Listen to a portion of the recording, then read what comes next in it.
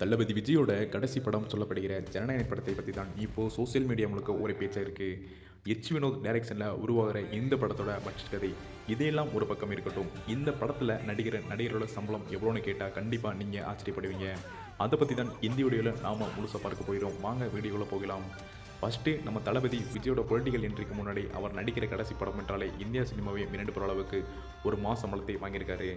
ஊடக செய்திகளின்படி விஜயோட சம்பளம் மட்டுமே சுமார் 250 கோடி முதல் 275 கோடி வரை இருக்கும்னு சொல்கிறாங்க. இந்தியாவிலேயே அதிக சம்பளம் வாங்குற ஒரு நடிகரான நம்ம தளபதி மாறியிருக்காருன்னு தான் சொல்லணும். அடுத்து இந்த படத்தை மிக பிரம்மாண்டமாக இயக்கி வர டைரக்டர் வினோத், இவருக்கு இந்த படத்துக்காக கொடுக்கப்பட்டிருக்க சம்பளம் சுமார் 20 கோடி முதல் 25 கோடி வரை இருக்கும்னு சொல்கிறாங்க. அடுத்து நம்ம ராக் ஸ்டார் அனிருத், விஜயோட லாஸ்ட் படத்துக்காக மாசா பாடல்களை கொடுக்க காத்துட்டு இருக்கிற அனிருத்துக்கு 13 கோடி ரூபாய் சம்பளமாக பேசப்பட்டிருக்கலாம். சரி, மற்ற ஸ்டார்களுக்கெல்லாம் எவ்வளோ வாங்குறாங்கன்னு பார்த்தா, வில்லனாக நடிக்கிற பாலிவுட் ஆக்டர் பாபி தியோல் 3 முதல் 5 கோடி ரூபாய், கதாநாயக நடிகிற பூஜா ஹெட்டே 3 முதல் 6 கோடி ரூபாய், அப்புறம் நம்ம பிரேமல புகழ் மமிதா பைஜ் கிட்டத்தட்ட 60 லட்சம் ரூபாய் வரை வாங்கிருக்கலாம்னு சொல்கிறாங்க.